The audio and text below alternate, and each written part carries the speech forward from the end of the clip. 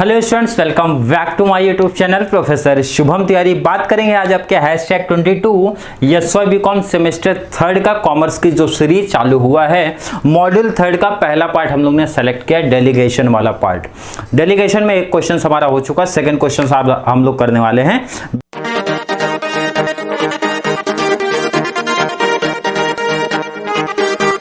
Various to delegation. तो चलिए start करेंगे। टॉपिक क्या है, कॉन्सेप्ट क्या है। डेलीगेशन के बेस पे बहुत इजी कॉन्सेप्ट है। डेलीगेशन के 3 क्वेश्चन में से एक क्वेश्चन कंपलसरी आपके एग्जाम में 10 मार्क्स का क्वेश्चन बनेगा वहां पे। तो डेलीगेशन मतलब सिंपल सा, मीनिंग ऑलरेडी फर्स्ट पार्ट में बता चुका हूं, फिर भी यहाँ रिपीट करता हूँ। अपनी अथॉरिटी मीन्स किसी भी एक कंपनी में जो हमारा मैनेजर रहेगा वो अपने एम्प्लॉय को अथॉरिटी दे देता है काम करने के लिए, मीन्स किसी भी एक पर्टिकुलर एक्टिविटी टास्क को कंप्लीट करने के लिए कुछ अपनी अथॉरिटी ट्रांसफर कर देता है। टास्क जब तक कंप्लीट नहीं होता तब तक के लिए।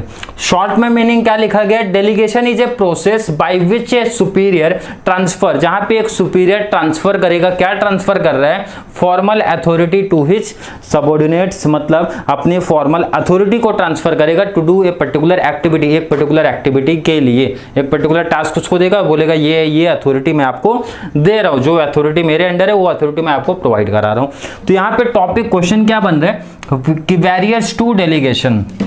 प्रॉब्लम्स भी क्रिएट होंगी दोनों के पॉइंट ऑफ व्यू से, भाई एक्सेप्ट करूं कि रिजेक्ट करूं, एक्सेप्ट करूं कि रिजेक्ट करूं, क्या डेलीगेशन के टाइम पे क्या क्या वेरियस क्रिएट होने वाली है, दोनों के पॉइंट ऑफ व्यू से सोचना है हमको। एक तो difficulties on the part of superior, एक तो difficulties on the parts of subordinates, मतलब सुपीरियर क्यों नहीं देना चाहता, क्या रीजन से क्यों नहीं देना चाहता है, एंड जो हमारे एम्प्लॉइज हैं सबऑर्डिनेट्स हैं वो क्यों नहीं एक्सेप्ट करना चाहेंगे डेलीगेशन को। बात करेंगे, देखो पहले तो पॉइंट्स क्लियर कर लेता हूं मैं। 6 पॉइंट आपको इस टॉपिक में देके रखा हूं एंड 7 वहां पे +2 यहाँ पे 9 पॉइंट्स। तो आपको एग्जाम में इनके साथ है वेरियस टू डेलीगेशन। पहले तो ये डायग्राम पार्ट आप बना देना। इसमें से जो इजी लगेगा 4 पॉइंट इसके, 4 पॉइंट इसके, अदरवाइज 3 पॉइंट इसके, 5 पॉइंट उसके, मतलब 8 पॉइंट मैक्सिमम लिखना है। टाइम बचेगा, जैसे कुछ बच्चे बोले सर उससे ज्यादा लिखे तो बेस्ट है क्या, नहीं टाइम बचेगा तो ही आप ट्राई करना, अदरवाइज ट्राई मत करना। टाइम के ऊपर है, नहीं तो पता चला किसी एक ही क्वेश्चन में 10 पॉइंट्स लिख रहे हो, पता चला लास्ट का पेपर कवर ही नहीं हुआ तो प्रॉब्लम क्रिएट होगा। इससे बेस्ट है टाइम बचेगा तो 10 मैक्सिमम बोला जाता है भाई, जब आपका प्रॉपर टाइम मैनेजमेंट रहता है पेपर पे तो बोला जाता है। नहीं तो सजेशन है 7 to 8, 7 नहीं बट मैं सजेशन दूंगा 8 पॉइंट ट्राई करो लिखने का। तो अपने हिसाब से कर लेना, 4 पॉइंट्स कर लेना, 3-4 करना है। डायग्राम इस तरीके से दिखा के दोगे तो एक अलग एक प्रेजेंटेशन हो जाता है। सुपीरियर क्या सोचता है, देखो सुपीरियर क्यों नहीं डेलीगेट करना चाहता है अपनी अथॉरिटी। पहले तो बोला फियर ऑफ बीइंग एक्सपोज्ड, हो सकता है मैंने अथॉरिटी उसको डेलीगेट कर दी तो हो सकता है कि मैं एक्सपोज हो जाऊं, मतलब जो मैंने काम प्रॉपर तरीके से नहीं किया था या फिर कुछ गलत एक्टिविटीज मैंने किया है, मीन्स फ्रॉड वगैरह टाइप का ऐसा कुछ किया है, तो वो क्या हो सकता है मेरा एक्सपोज हो सकता है अगर मैं अथॉरिटी उसको देता हूं तो यहाँ पे उसको एक ये भी डर लगा रहता है कि कहीं सामने वाला मेरे को एक्सपोज ना कर दे। नेक्स्ट बात करेंगे फियर टू लॉसिंग कंट्रोल, मतलब ऐसा ना हो जाए कि मैंने उसको डेलीगेट कर दिया अथॉरिटी और वो मेरे से बेटर परफॉर्मेंस कर ले जाए। मतलब बेटर परफॉर्मेंस करेगा तो कॉमन सी बात है भाई, ऑर्गेनाइजेशन में टीम में उसकी परफॉर्मेंस सही रहेगी, तो इसका मतलब हो सकता है कि मेरा अपना कंट्रोल कंपनी के ऊपर से क्या हो जाए, कम हो जाए मीन्स कैसा हो सकता है top level management next time authority सच में उसको दे दे तो मेरा कंट्रोल क्या हो जाएगा, इस केस में क्या दिखेगा आपको, कम दिखाई देगा। मतलब एक ये भी टेंशन रहता है कि अच्छी परफॉर्मेंस अगर वो दे गया, मीन्स हायर परफॉर्मेंस इनका चल रहा है, तो यहाँ पे प्रॉब्लम क्रिएट हो सकती है किसके लिए, सुपीरियर के लिए। नेक्स्ट बोल रहा है फियर और सबऑर्डिनेट्स एक्सीलेंस, बोल रहा है कि अगर सबऑर्डिनेट एक्सीलेंस होगा मीन्स भाई 100% वाला 100% मीन्स हायर एफिशिएंसी का बंदा होगा, तो कॉमन सी बात है अगर अच्छा परफॉर्मेंस कर ले गया तो उसकी वजह से भी मुझे प्रॉब्लम्स देखने मिल सकती है। हो सकता है उसका प्रमोशन हो जाए, हो सकता है प्रमोशन हो जाए, या फिर कॉमन सी बात है कंपनी के नज़र में उसकी जो स्टैंडर्ड है वो क्या हो जाएगा, हाई हो जाएगा, तो ये भी एक डर बना रहता है। नेक्स्ट बोल रहा है लैक ऑफ कॉन्फिडेंस। देखो दोनों चीज, दोनों अपोजिट चल रहा है। एक में तो ये डर लगा रहता है कि भाई अगर ज्यादा स्टैंडर्ड एक्सीलेंस बंदा मिल गया तो प्रॉब्लम्स क्रिएट हो रही है। ये भी एक प्रॉब्लम है, lack of confidence in subordinates, मतलब जो सबऑर्डिनेट को मैं यहाँ पे क्या कर रहा हूँ, अथॉरिटी डेलीगेट कर रहा हूँ, हो सकता है कि उसके अंदर कॉन्फिडेंस की कमी हो और वो उस तरीके से, मतलब मैंने जो सोच के अथॉरिटी उसको दिया था उस पर प्रॉपर तरीके से काम ही ना कर पाए, तो इससे क्या रहेगा, कंपनी में मेरी इमेज पे इफेक्ट पड़ेगा भाई कि मैंने ऐसे बंदे को क्यों सेलेक्ट किया, या फिर ऐसे बंदे को अथॉरिटी क्यों डेलीगेट कर रहा हूँ कि जिसकी वजह से प्रॉब्लम्स हो। तो मतलब एक तो ज़्यादा अगर एक्सीलेंस नेचर का है तो भी प्रॉब्लम है, अगर उसका कॉन्फिडेंस लेवल लो है तो भी प्रॉब्लम क्रिएट होगा मेरे लिए भी। नेक्स्ट बात करेंगे lack of ability to direction, means ability to direction, lack means होता है कमी है, डायरेक्शन की कमी है, पॉइंट ही बता रहे भाई। Lack of ability to direction, direction की क्या हो सकती है, कमी की वजह से भी नहीं देना चाहता हूँ मैं। डायरेक्शन की कमी मतलब क्या, प्रॉपर डायरेक्शन में वो बंदा काम ही नहीं करना चाहता, उसकी कमी दिखाई दे सकती है। नेक्स्ट होता है डिजायर टू डोमिनेट, डोमिनेट मतलब होता है भाई अपना डोमिनेशन बनाने के लिए, मतलब वो सोचता है, सुपीरियर सोच रहा है मेरा ही मार्केट में, मतलब मार्केट में कंपनी में ऑर्गेनाइजेशन में मैं ही डोमिनेट करूं। मतलब अगर हो सकता है मैंने इस बंदे को काम दिया, एम्प्लॉय को काम दिया, अच्छा परफॉर्मेंस किया, तो कॉमन सी बात है भाई हमारे ऑर्गेनाइजेशन में इसका भी एक नाम हो जाएगा। तो मैं ये नहीं चाहता, मैं चाहता हूँ भाई मैं अपना ही, मीन्स मेरा ही नाम होना चाहिए अपने इस कंपनी में, पोजिशन में, इस मैटर में। तो इसके लिए मैं दूसरे को अथॉरिटी डेलीगेट नहीं करूँगा, नहीं तो प्रॉब्लम्स क्रिएट हो जाएगी मेरे लिए। इसमें से इजी कोई भी 3 to 4 मैक्सिमम है, उससे ज़्यादा पॉइंट्स मत सेलेक्ट करना। नेक्स्ट बात करेंगे सबऑर्डिनेट्स के बारे में। ये देखो, ये इसमें तो सब पॉइंट्स बहुत इजी है।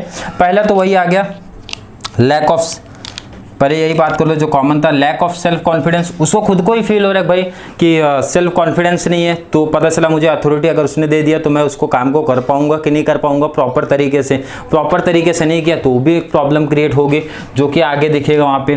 नेक्स्ट होता है फियर टू लॉसिंग जॉब्स, मतलब हो सकता है परफॉर्मेंस मेरी अच्छी नहीं गई, जो टास्क जो एक्टिविटी मुझे दी गई थी प्रॉपर तरीके से मैं कर ही ना पाऊँ, नहीं कर पाऊंगा तो एक दिक्कत है भाई जॉब मेरी चली जा सकती है। नेक्स्ट बोलता है फियर ऑफ बीइंग एक्सपोज, जैसे ये सोचता है कि भाई मैं एक्सपोज ना हो जाऊं, सेम ये भी सोचता है कि अगर ये इनएफिशिएंट वर्कर रहेगा तो ये सोचेगा कि अगर मैंने टास्क नहीं कंप्लीट कर पाया तो मैं एक्सपोज हो जाऊंगा, मतलब मेरा कोई कंपनी में स्टैंडर्ड नहीं है, या फिर काम करने के लिए मेरा कोई एक स्टैंडर्ड नहीं है। तो इससे सबको पता चल जाएगा कि मैं कोई भी टास्क कंप्लीट नहीं कर सकता, या फिर ये पोजीशन को मैं संभाल नहीं सकता। तो ये एक प्रॉब्लम क्रिएट होता है। किसके पॉइंट ऑफ व्यू से सोचना है, आपको ध्यान रखना है, एम्प्लॉय के पॉइंट ऑफ व्यू से सोचना है। यहाँ पे अगर बात करेंगे, यहाँ सुपीरियर सोच रहा था कि जो मैंने कोई अलग एक्टिविटी की है या फिर जो परफॉर्मेंस को लेकर था, ये अपना सोच रहा था। अब ये यहाँ पे अपना सोच रहे हैं कि अगर मैं प्रॉपर तरीके से टारगेट नहीं अचीवमेंट कर पाया तो एक्सपोज हो जाएगा कि ये मैं इनएफिशिएंट करके हूँ। फियर ऑफ क्रिटिसिज्म, सेम वही, क्या यही इसमें कि अगर आपका पास्ट परफॉर्मेंस, जैसे इसमें आपने सोचा कि अब पता चलेगा, तो इसमें हो सकता है पहले से ही पता हो कि लोगों को कि भाई मैं उतना अच्छे तरीके से डील नहीं कर सकता हूं, और पता चला मुझे क्या किया कि अथॉरिटी डेलीगेट कर दिया है, तो पास्ट परफॉर्मेंस के बेस पे लोग मुझे क्या करने लगेंगे, क्रिटिसाइज करने लगेंगे, तो जिसकी वजह से आपको प्रॉब्लम दिखाई दे सकती है। लैक ऑफ सेल्फ कॉन्फिडेंस, बताने की कोई जरूरत नहीं है, सेल्फ कॉन्फिडेंस की कमी दिख रही है, इसलिए मैं एक्सेप्ट नहीं करना चाहता हूँ। Next, lack of information and resources, हो सकता है जिस इंप्लॉय को अथॉरिटी डेलीगेट की गई हो उसको इंफॉर्मेशन की, उसको रिसोर्सेस की, जो टास्क कंप्लीट करना उसके बारे में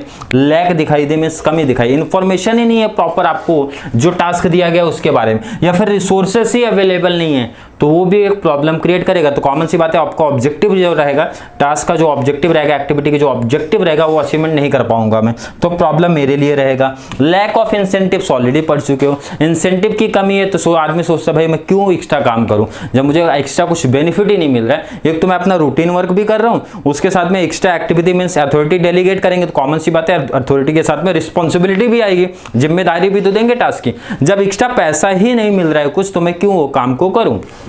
next, poor superior subordinates relation, हो सकता है जिस सुपीरियर ने अथॉरिटी डेलीगेट किया उसका और एम्प्लॉय के साथ रिलेशन का ऐसा अवसर पुअर क्वालिटी का हो, मतलब अच्छी क्वालिटी का ना हो, तो ये भी प्रॉब्लम क्रिएट करेगा वो टास्क एक्टिविटी के ऑब्जेक्टिव्स को अचीवमेंट करने के लिए।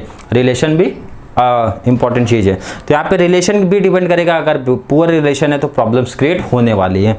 नेक्स्ट बात करेंगे sir, over dependence on superior, हो सकता है बहुत सारे ऐसे लोग होते हैं कि जो ज़्यादा डिपेंड रहते हैं अपने सुपीरियर पे, अथॉरिटी डेलीगेट कर दिया फिर भी उनके ऊपर डिपेंड है, तो इसके क्या रहेगा, एम्प्लॉय के माइंड में ये चीज़ रहता है यार कि मैं हमेशा हर काम मोस्ट ऑफ काम किससे, सुपीरियर के अंडर में रह के काम कर लेता था, जहाँ पे मुझे हर एक चीज़ का हमेशा सपोर्ट मिलता था। बट अगर वो टास्क को लेके मुझे ही दे दिया गया पूरा काम, तो प्रॉब्लम क्रिएट हो जाएगा। क्यों? क्योंकि मैं किसके ऊपर डिपेंडेंट रहता था सर, सुपीरियर के ऊपर, तो ये प्रॉब्लम हो सकता है। Next, undue interference by superior, मतलब हो सकता है कि सुपीरियर, उसको पता है कि अथॉरिटी तो उसने डेलीगेट कर दिया, बट हर एक एक्टिविटी में वो इंटरफेयर कर रहा है सुपीरियर, तो इससे भी एम्प्लॉय थोड़ा सा क्या भागते हैं, दूर भागते हैं एक्सेप्ट करने के लिए वहाँ पे।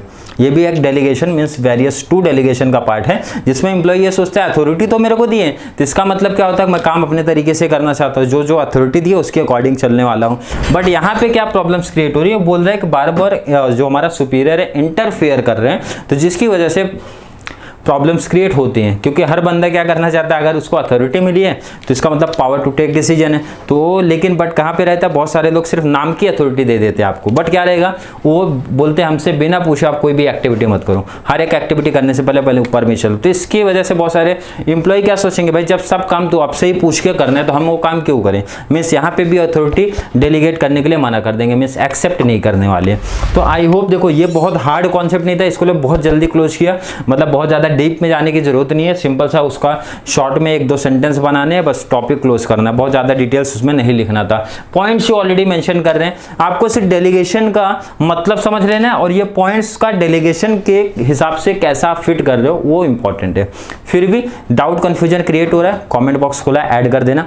अदरवाइज वीडियो थोड़ी सी भी अच्छी लगती है तो वीडियो को लाइक करना, अच्छे अच्छे कमेंट ऐड करना, अपने फ्रेंड सर्कल जितने भी लोग हैं सबको शेयर करते रहो। नेक्स्ट पार्ट हमारा डेलीगेशन का आएगा आज ही, नहीं तो मैंने क्या बोला था कुछ घंटे का गैप, अदरवाइज एक ही दिन में डेलीगेशन के तीनों पार्ट करेंगे। तो आपको मेरा ऑब्जेक्टिव है भाई एक दिन में अगर आपको एक पार्ट कंप्लीट मिला है, जैसे मैंने आज डेलीगेशन आपको प्रोवाइड करा 3 क्वेश्चन, 3 में से एक 10 मार्क्स से कंपलसरी आएगा, तो आप क्या करो एक दिन में 3 क्वेश्चन तो प्रिपरेशन हो सकता है, क्योंकि मीनिंग सब में कॉमन है। इसलिए क्या करता हूँ मैं जब वीडियो शूट करता हूँ तो एक ही टाइम पे सब शूट कर लेता हूँ, क्यों, क्योंकि मीनिंग पार्ट तो सेम था। क्या चेंज हो रहा है सर, पॉइंट्स चेंज हो रहा है, तो आपको क्या करना है सिर्फ पॉइंट्स का नोट बना लेना है एंड उसकी प्रिपरेशन चालू कर देना है।